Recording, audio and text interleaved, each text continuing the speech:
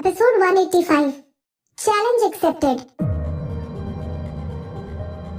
विधि पलट गई और उसने मुक्ति के चेहरे पर नफरत से भरा एक्सप्रेशन देखा।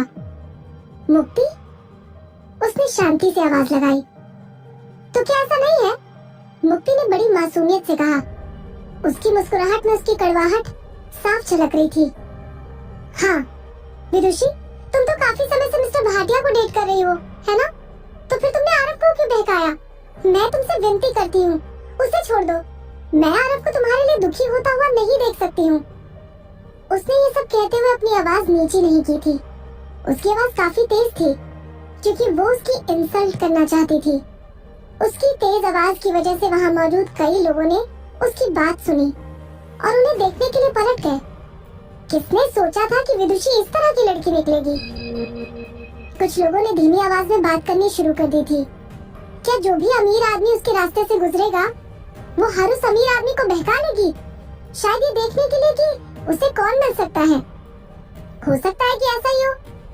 किसी और ने कहा, क्या तुम्हें उस दिन की लिफ्ट वाली बात याद है? वो टाइम म्यूजिक के बॉस मिस्टर कपूर को अपने गले से लगा रही थी। अगर वो चालू लड़की नहीं होती तो क्या वो ऐसा कुछ करने की हिम्मत कर पाती? एंटरटेनमेंट सर्कल एक गंदी जगह थी जहाँ पर फीमेल आर्टिस्ट एक दूसरे के अगेंस्ट प्लानिंग करती थी। इवन अगर एक पल में वो किसी के लिए फ्रेंडली दिखाई भी देती थी, तब भी अगले पल में ही वो बड़ी आसानी से किसी दूसरे के पास जाकर उस इंसान के पीठ पीछे बातें करने लगती थी। विधि को एक हैप्पी रिलेशनशिप में देखकर कई लोगों के कलेजे पर सांप लौटने लगे थे। कुछ लोग उससे जलने लगे थे और कुछ लोग तो उससे नफरत भी करने लगे थे। कुछ फीमेल आर्टिस्ट उसकी बुराई करने में बिजी हो गई थी। मिस्टर भाटिया का ध्यान अपनी तरफ खींचने के लिए ना जाने उसने क्या क्या किया होगा। वो तो इतनी सुंदर भी नहीं है। दूसरे आर्टिस्ट ने आगे बढ़ते हुए कहा, हाँ और क्या हो सकता है? अगर आप बेशर्म हो जाओ तो कुछ भी हो सकता है। विधि की लिसनिंग एबिलिटी हमेशा से बहुत अच्छी थी। उसने उन लोगों की ये बातें एकदम साफ साफ सुनी थी। उसने घूरकर कमरे में अपनी नजर दौड़ाई तो रियलाइज किया कि उसकी पीठ के पीछे ये डिस्कशन करने वाले लोगों में से कई तो मुक्ति की ही टीम के लोग थे जो उसी की तरह म्यूजिक कॉन्सर्ट के लिए आए हुए थे। सावन मुखर्जी की टीम, राइट? विधि ने सख्ती के साथ कहा, आप लोग शायद बहुत अच्छा गा नहीं पाते हैं, लेकिन ये देखकर ऐसा लगता है कि आप लोगों के मुंह से कुछ अच्छा निकल भी नहीं सकता है। क्या कहा तुमने? आर्टिस्ट के उस ग्रुप ने अपना गुस्सा दिखाया। मिस विदुषी, क्या तुमको ऐसा लगता है कि तुम्हारी सिंगिंग बहुत ज्यादा अच्छी है? तुम सिर्फ मिस्टर भाटिया के सपोर्ट के दम पर भरोसा कर रही हो? ये सब मामला अंडर टेबल का है। शुरुआत से ही म्यूजिक फेस्टिवल में विधि ने बहुत अच्छे नंबर स्कोर किए थे। कई लोगों ने कहा भी था कि वो लकी थी जो उसे उत्कर्ष की टीम में रखा गया था, लेकिन अब उन लोगों ने उसे वेवे डांस के बिग बॉस मिस्टर भाटिया का पार्टनर होने की वजह से ताने मारना शुरू कर दिया था। कौन जानता था कि बैकग्राउंड में क्या अंडर टेबल ट्रांजैक्शन हुआ होगा। अब विधि के स्पेशल स्टेटस की वजह से उसकी सारी मेहनत को इग्नोर कर दिया गया था। विधि अंदर ही अंदर बुरी तरह से आग बबूला हो उठी, लेकिन उसने अपने चेहरे पर कोई भाव नहीं आने दिए। तो फिर चलो इस लड़ाई को हम स्टेज पर ले चलते हैं। तुमसे कौन डरता है? जो आता है उसे सामने लाकर तो दिखाओ। उन फीमेल आर्टिस्ट में से एक ने कहा। मुक्ति ने एक पीस मेकर बनने का नाटक करते हुए कहा, आर यू श्योर किंजल? अब तुम्हें ये तो पता है ना कि विदुषी का स्टेटस? ये सुनकर वो लोग और भी ज्यादा इम्पेशेंट हो गए। इस दुनिया में अभी भी जस्टिस होता है। मुझे विश्वास नहीं हो रहा कि तुम्हें ऐसा क्यों लगता है जैसे हमें से कोई भी उसे नीचा नहीं दिखा सकता है। मुक्ति जो चाहती थी उसने हासिल कर लिया था। ग्रेट। अब ये बेवकूफ लड़कियां विदुषी को नीचा दिखाने में मेरी मदद करने जा रही हैं। इस बार तो विदुषी बुरी तरह से बेइज्जत होने वाली है। आज रात को head to head battle segment है। मुक्ति ने बड़ी मीठी सी आवाज में विधि को समझाया। सोच लो विदुषी, क्या तुम हमारे साथ हेड टू हेड जाने की हिम्मत रखती हो? ये सेगमेंट बहुत इंटरेस्टिंग था। डिफेंडर और चैलेंजर दोनों को एक दूसरे का गाना गाना होगा। उसके अगेंस्ट इतने सारे लोग होने की वजह से उनके बीच कई सारे गाने थे।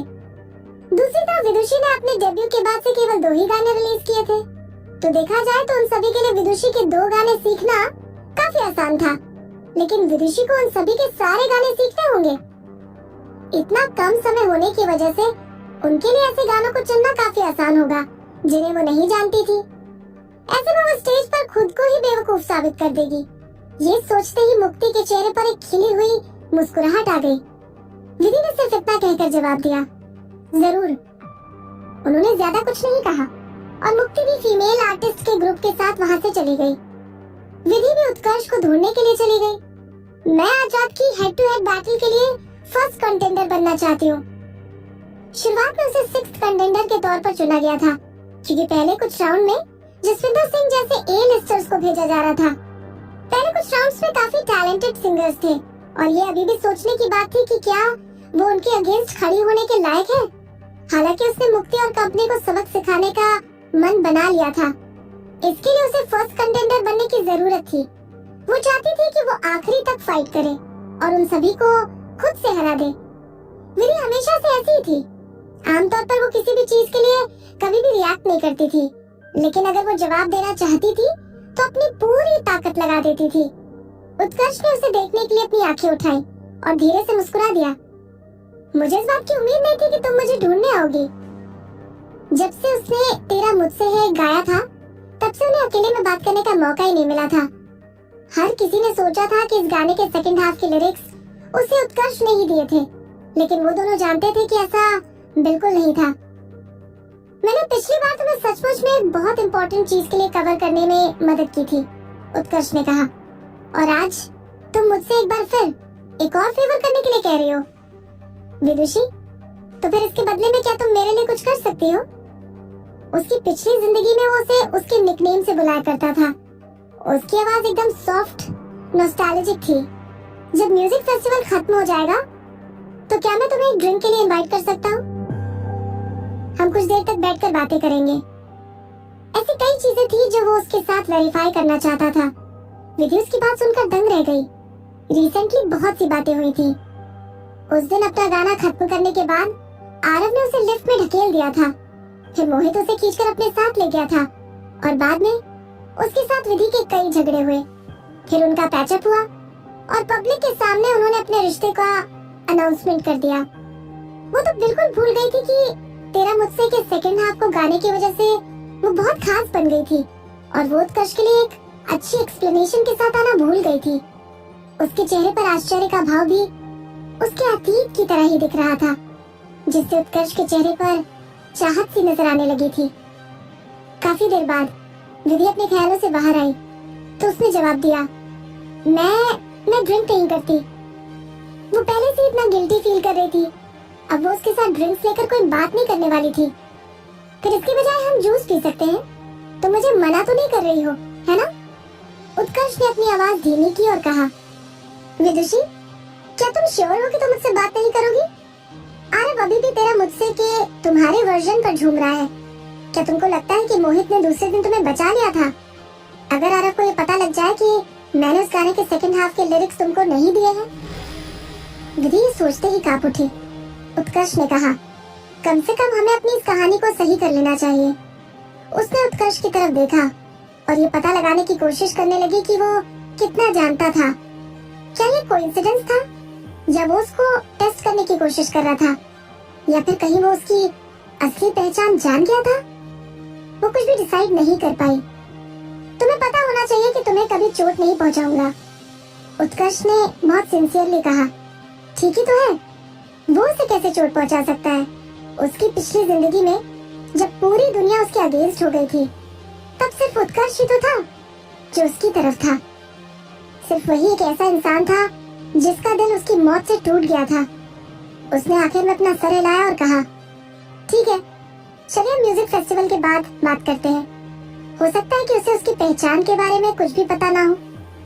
शायद उसने सिर्फ ये सोचा हो कि वो उसकी फ्रेंड जो अब इस दुनिया में नहीं है से मिलती जुलती है और इसीलिए उसकी मदद करना चाहता है। उत्कर्ष ने एक सेटिस्फाइड स्माइल दी। Okay, then do well in the head to head battles. Head to head battle? जैसा कि उसने रिक्वेस्ट की थी, उसे फर्स्ट कंटेंडर के तौर पर रखा गया था और म्यूजिक प्रोड्यूसर सावन मुखर्जी की टीम उसकी अपोनेंट थी। फीमेल होस्ट ने कहा, आइए देखिए, उत्कर्ष सिंह की तरफ से पहली कंटेस्टेंट है मिस विदुषी शर्मा और सावन मुखर्जी की टीम की पहली कंटेस्टेंट है मिस जानवी भारद्वाज। इन दो फीमेल सिंगर्स में से ये फर्स्ट राउंड कौन जीता है? लेट अस वॉच एंड सी। जानवी भारद्वाज ने विधि पर एक नजर डाली, जो एक लंबी सी ड्रेस पहनी हुई थी। उसके चेहरे पर एरोगेंस साफ दिख रहा था।